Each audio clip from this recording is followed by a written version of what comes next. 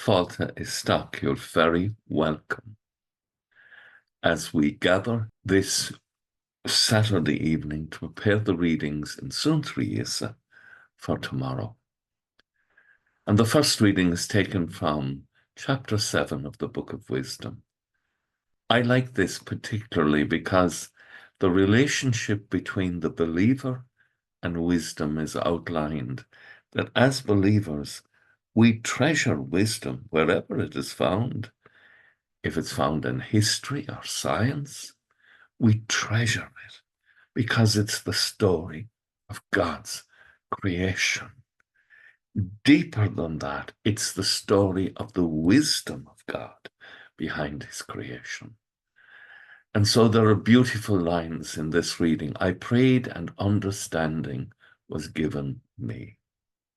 So many people in families dealing with difficult situations.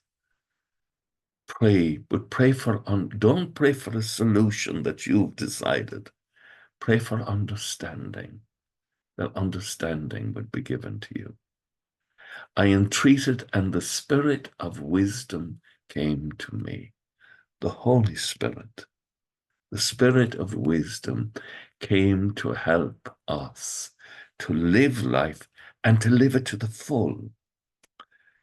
Sometimes people have this idea that God wants us to be unhappy. Nothing could be further from the truth. God wants you to know the fullness of life.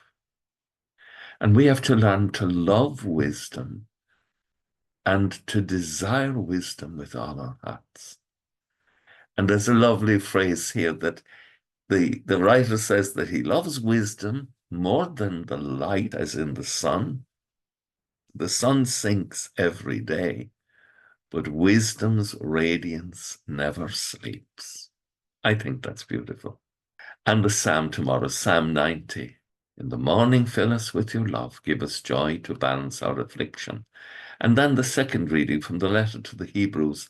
And note the change in it. It begins talking about the Word of God, and then it begins to identify the Word of God in the person Jesus Christ.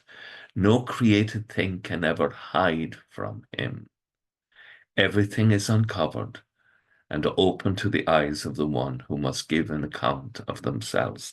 All of us, in the end, we have Christ and the sacred scriptures to guide us.